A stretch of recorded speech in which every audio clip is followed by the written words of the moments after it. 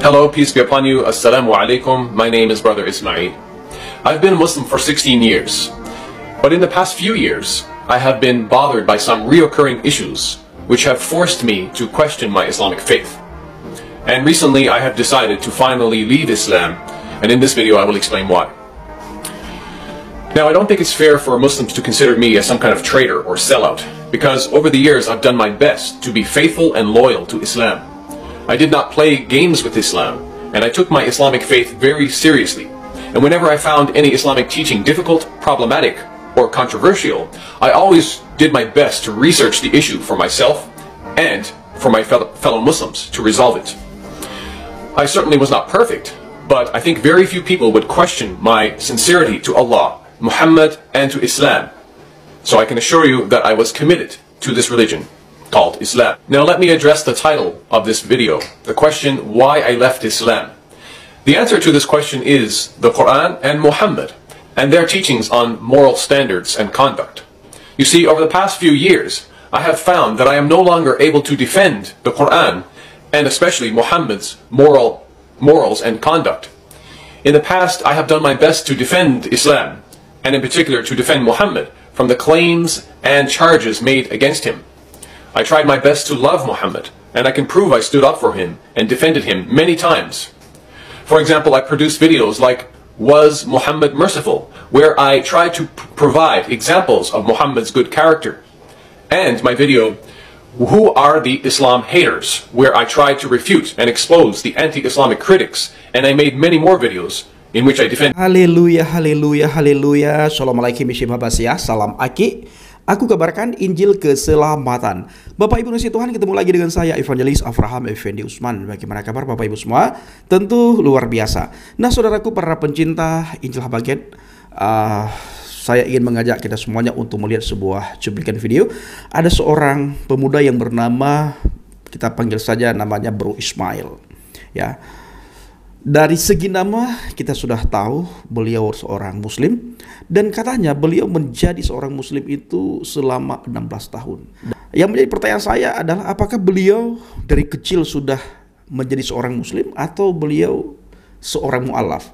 Tetapi selama 16 tahun beliau menjadi seorang muslim, itu beliau membela nabinya secara mati-matian, membela kitabnya, membela imannya, membela agamanya itu secara mati-matian. Dibuktikan saudaraku, beliau sering buat video untuk menunjukkan kepada orang-orang betapa baik dan hebat mulianya nabi yang beliau junjung dan agung tinggikan saudaraku. Tetapi pada akhir perjalanan beliau menyadari satu hal, dan itu sangat bertolak belakang dengan pikiran dan hati beliau. Padahal selama ini setiap ada kontroversi itu beliau selalu bermusyawarah dengan teman sahabat kerabatnya. Tetapi pada suatu hari ketika mendapatkan satu hal yang benar-benar tidak bisa beliau benarkan, akhirnya Bapak Ibu, beliau berani meninggalkan agamanya. Padahal sebelumnya beliau mati-matian membela agama, membela imannya, dan membela junjungannya. Bila ada orang yang menghina, beliau berdiri paling depan untuk membela nabinya.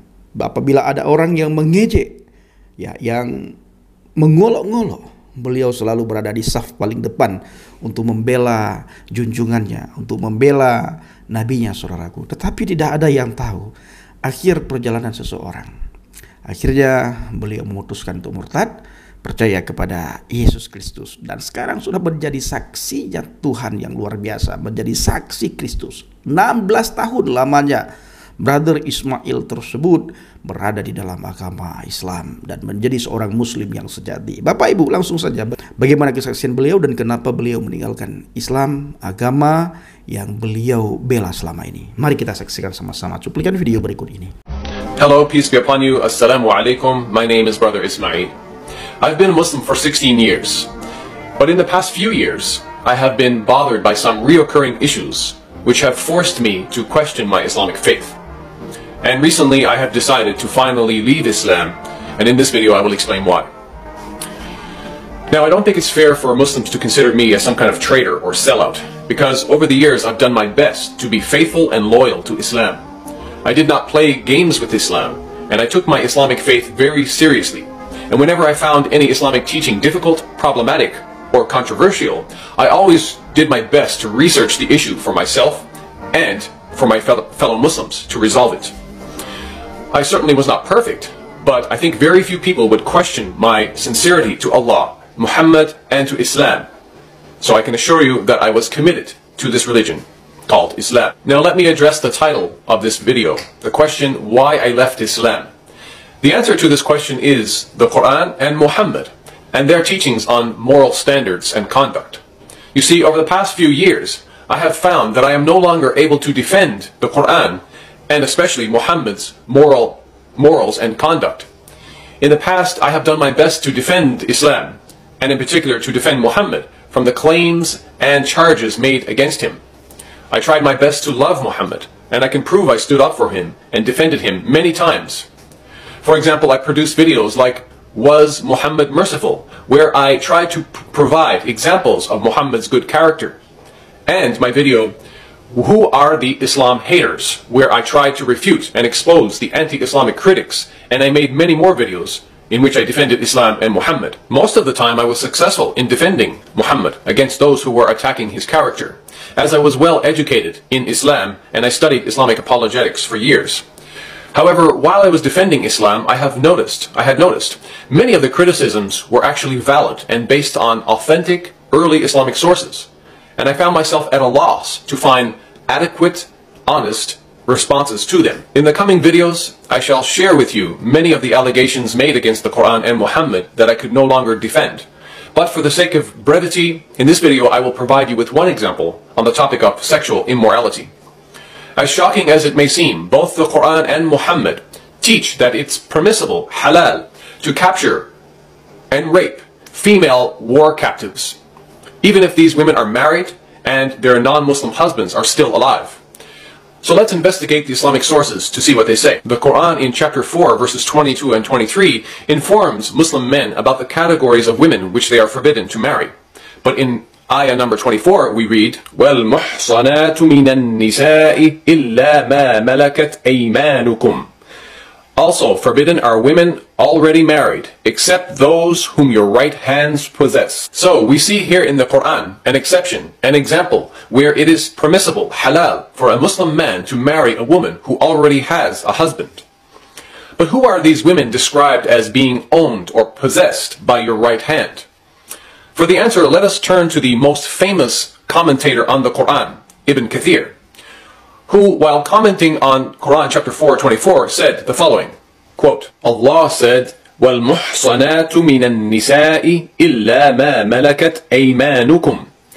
Also forbidden are women already married except those whom your right hands possess.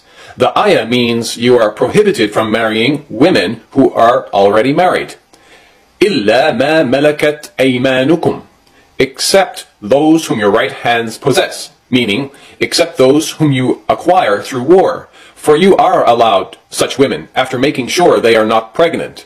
Imam Ahmad recorded that Abu Sa'id al-Khudri said, we captured some women from the area of Al-Tas who were already married, and we disliked having sexual relations with them because they already had husbands. So we asked the Prophet about this matter, and this ayah was revealed. وَالْمُحْصَنَاتُ مِنَ النِّسَاءِ إِلَّا مَا مَلَكَتْ أَيْمَانُكُمْ. Also forbidden are women already married, except those whom your right hands possess. Consequently, we had sexual relations with these women. This is the recording collected by At-Tirmidhi, An-Nasa'i, Ibn Jarir, and Muslim in his Sahih. Now at this point, maybe you're in a state of shock. Maybe you're even saying to yourself, this is impossible. The glorious Quran and the noble Prophet Muhammad would never teach such sexual immorality. Or maybe you're thinking, there must be some other more positive interpretation to the Quran chapter 4 verse 24. Or maybe you're even trying to convince yourself that the great Islamic scholar and the most famous Quran commentator, Ibn Kathir, is completely wrong and he has no idea what he's talking about. Brothers and sisters, I wish all of that were true, but unfortunately, when we investigate the matter further, things just get worse. For example, we read in the following hadith. In Sunan Abi Dawood, volume 2, hadith number 2155, Abu Sa'id al-Khudri narrated, the Messenger of Allah, meaning Muhammad, sent a military expedition to Al-Tas on the day of Hunayn, and they met their enemy. fought them and defeated them.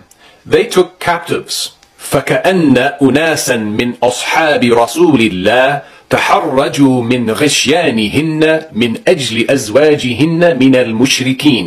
But some of the companions of the Messenger of Allah were reluctant or felt uncomfortable to have relations, meaning sex, with them, meaning the female captives, because of their pagan husbands. فأنزل الله في ذلك والمحصنات من النساء إلا ما ملكت أيمانكم. So Allah revealed the Quranic verse and forbidden are women already married except those whom your right hands possess. And this is again Quran chapter 4 verse 24 as we said.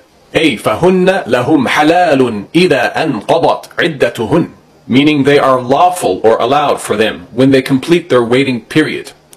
And this hadith, my brothers and sisters, is sahih or authentic. So this hadith informs us that the Muslim soldiers had a problem. They wanted to have sex with the female captives, but these women were already married and they had husbands who were still living. So Muhammad then claims to receive a revelation from Allah that instructs the Muslim men to wait for a period of time to ensure that the female captives are not pregnant. And then after that period, these Muslim men are allowed to go and have sex with these married women. Now ask yourself this question: how would you feel if your wife or any woman in your family was captured by some enemy soldiers, then forced to divorce her husband, then forced to marry one of those enemy soldiers, then forced to have sex with that enemy soldier whom she obviously hated? And all of this happened while her husband was still alive. Do you think that your wife, your sister, your daughter, or your mother would agree to have these things forced upon her in humiliation? No sane person in his or her right mind could defend the Quran and Muhammad on this issue. This is nothing more than legalized rape of married women. And I cannot believe that this is from God. So therefore, I am rejecting the Quran and Muhammad on this issue. Now you have some idea why I left Islam. And in the coming videos, I hope to share more reasons with you, because there are many. Thank you for watching, and may God bless you and me and us all. Nah, saudaraku yang kasih Tuhan, para pencinta ajalah bagian, itu tadi cuplikan videonya dan kesaksian bagaimana Brother Ismail meninggalkan agamanya, meninggalkan iman Islamnya, dan meninggalkan nabinya. Selama 16 tahun beliau menjadi seorang muslim. Itu waktu yang panjang, saudaraku, bukan waktu yang pendek. Itu lama beliau di dalam agama Islam kalau 16 tahun. Dan beliau menceritakan juga kepada kita semuanya bagaimana selama beliau menjadi seorang muslim, beliau membela junjungannya, beliau membela nabinya. Dan apabila ada orang yang menghina, beliau langsung bikin video menunjukkan betapa baik dan kasihnya Nabi yang diimani, yang dijunjung tinggi, diagungkan oleh saudara Ismail. Bapak Ibu, saya ingat di dalam Injil Yohanes 10 ayat 28 dan ayat yang ke-29. Dan aku memberikan hidup yang kekal kepada mereka. Dan aku, ditulis oleh Yohanes, di mana Yesus mengatakan, dan aku memberikan hidup yang kekal kepada mereka. Yesus memberikan hidup yang kekal kepada mereka. Siapa mereka di sini? Mereka di sini adalah kita yang percaya kepadanya. Ketika kita percaya kepadanya, kita sudah diberikan hidup yang kekal dan kita sudah mendapatkan hidup yang kekal yang diberikan oleh Yeshua HaMashiach. Dan mereka pasti tidak akan binasa sampai selama-lamanya. Dan orang yang sudah mendapatkan hidup yang kekal yang diberikan oleh Adonai Yeshua HaMashiach pasti tidak binasa sampai selama-lamanya.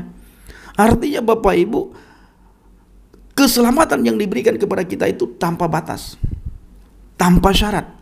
Diberikan cuma-cuma dan kita terima secara cuma-cuma. Tetapi di bangsa dan negara ini Bapak Ibu, ketika kita menerima keselamatan, kita menerima karya penebusan daripada Adonai Yeshua HaMashiach, maka ada harga yang harus kita bayar. Apa harganya Bang Effendi? Kita akan dikucilkan oleh keluarga, kita akan dihina, dan kita akan melihat di kolom komentar darahmu halal bla bla bla bla dan sebagainya apabila kita masuk dalam dunia apologet. Ketika kita menjadi pengikut Kristus dan kita masuk ke dunia apologet, dan bila orang tersebut yang dulunya muslim lalu menjadi pengikut Kristus dan mengambil bagian seorang evangelis, hamba Tuhan, pendeta, dan para apologet, maka orang itu akan dikucilkan, dihina, diolok-olok Bapak Ibu. Keluarga mulai menjauhi, bahkan ada beberapa kesaksian yang kita lihat dicoret dari kakak keluarga. Dan banyak hal lagi yang dialami oleh apologet tersebut yang dari Muslim, saudaraku. Ketika dia menjadi pengikut Kristus, ambil bagian menjadi seorang apologet. Bahkan tidak bisa lagi pulang ke kampung halamannya, saking banyaknya orang yang membenci. Bahkan ada di antara orang yang membencinya mengatakan, kalau engkau pulang, maka lehermu putus, bla bla bla, dan sebagainya dan sebagainya. Bapak Ibu yang kasih Tuhan, saya akan lanjutkan. Dan seorang pun tidak akan merebut mereka dari tanganku. Ketika kita menjadi pengikut Kristus, kita datang kepadanya. Begitu kita datang jadi pengikut Kristus, dan Yesus langsung memberikan hidup yang kekal kepada kita, langsung memberikan jaminan kepastian keselamatan kepada kita. Dan Yesus katakan, kau tidak akan binasa sampai selama-lamanya. Lalu Yesus melanjutkan, dan seorang pun tidak akan merebut mereka dari tanganmu. Tidak ada satu kuasa pun yang bisa merebut kita dari tangan Yesus. Kita melihat Bro Ismail tadi, 16 tahun lamanya beliau berada dalam agama Islam, tapi akhirnya beliau kembali lagi kepada Kristus ketika sesuatu hal yang beliau rasakan tidak beres di dalam agama yang dianut selama 16 tahun. Lalu Yesus berkata lagi, Bapakku yang memberikan mereka kepadaku lebih besar daripada siapapun, dan seorang pun tidak dapat merebut mereka dari tangan Bapa. Ini artinya Bapak Ibu, antara Bapa dan Yesus itu tidak bisa dipisahkan. Ya, tidak bisa dipisahkan. Maka firman Tuhan di ayat yang lain mengatakan, tidak ada seorang pun yang datang kepada Bapa kalau tidak melalui aku. Di ayat yang lain lagi mengatakan apa?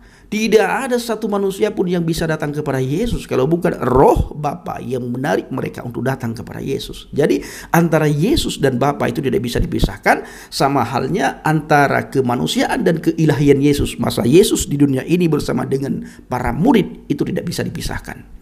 Nah, yang dilihat oleh teman-teman semuanya di luar kekristenan itu adalah mereka melihat kemanusiaan Yesus, dan ketika mata mereka, pikiran mereka tertuju pada kemanusiaannya, lalu mereka berkata, mustahil ini Tuhan, karena Tuhan tidak mungkin bisa dilihat.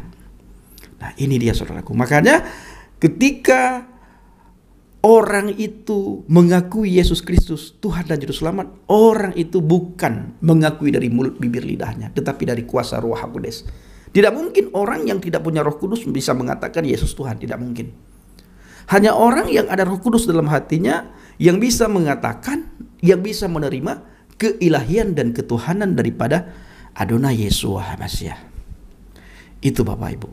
Di kitab saya yang lama, saudaraku, dikatakan bahwa kau sudah bertobat, beriman, melakukan kebaikan, mengerjakan semua amal, mudah-mudahan engkau menjadi orang yang beruntung. Mudah-mudahan engkau menjadi orang yang beruntung. Artinya belum ada satu kepastian keselamatan yang diberikan oleh Tuhan. Itu di kitab saya yang lama. Engkau sudah bertobat, engkau sudah beriman, engkau sudah mengerjakan amal soleh, moga-moga engkau menjadi orang yang beruntung. Belum ada satu kepastian. Nah saudaraku, di dalam Kisah Para Rasul 4 ayat yang ke-12, dan keselamatan tidak ada di dalam siapapun juga selain di dalam Dia, sebab di bawah kolong langit ini tidak ada nama lain yang diberikan kepada manusia yang olehnya kita dapat diselamatkan. Luar biasa firman Tuhan mengajarkan kita, luar biasa firman Tuhan memberikan keselamatan kepada kita lewat karya-karya Tuhan, dan tertulis dengan begitu jelas di dalam Alkitab Bapak Ibu. Luar biasa. Makanya kita patut bangga, kita sudah beriman kepada Dia, dan kita patut bersyukur kepada Tuhan, di mana firman Tuhan sudah diterjemahkan ke dalam berbagai bahasa ibu, sehingga dengan mudah kita bisa baca, dengan mudah kita bisa pahami dan mengerti, sehingga kita tidak perlu mencari ini untuk memahami firman, mencari ini memahami firman, belajar ini untuk memahami firman. Saudara bisa membaca, saudara berdoa, maka saudara akan tahu. Apabila ada yang tidak saudara ketahui, bisa kita tanyakan kepada para pendeta, gembala, evangelis, penginjil, dan hamba Tuhan. Dalam Roma 10 ayat 9 sampai dengan ayat yang ke-10. Sebab jika kamu mengaku dengan mulutmu bahwa Adonai Yeshua HaMashiach Tuhan, dan percaya dalam hatimu bahwa Elohim telah membangkitkan Dia dari antara orang mati, maka kamu akan diselamatkan. Karena dengan hati orang percaya dan dibenarkan, dan dengan mulut orang mengaku dan diselamatkan. Haleluya, haleluya. Bapak Ibu yang kasih Tuhan, kita terus berdoa untuk Brother Ismail, supaya iman percayanya tetap di dalam HaMashiach, di dalam Kristus Yesus, sehingga beliau benar-benar menjadi pengikut Kristus yang sejati, menjadi saksinya Tuhan, dan menjadi penuai di akhir zaman, menjadi penginjil yang handal, membawa jiwa-jiwa ke hadapan Tuhan. Terima kasih, sharekan video ini sebanyak-banyaknya saudaraku, agar banyak orang bisa mendengar kesaksian daripada Brother Ismail, kenapa beliau meninggalkan Islam, agama yang dianutnya selama 16 tahun lamanya. Saudaraku, dukung dalam doa. Nanti tanggal 2 bulan depan, bulan besok saya berangkat ke Sumatera, ke daerah pedalaman. Dukung dalam doa agar melalui pelayanan kita banyak orang diselamatkan, banyak orang mengenal Yesus, dan orang-orang yang sudah lama undur dari hadapan Tuhan, mereka bisa kembali kepada Tuhan. Saya berangkat tanggal 2. Bapak Ibu bawa dalam doa syafaat saudara semuanya.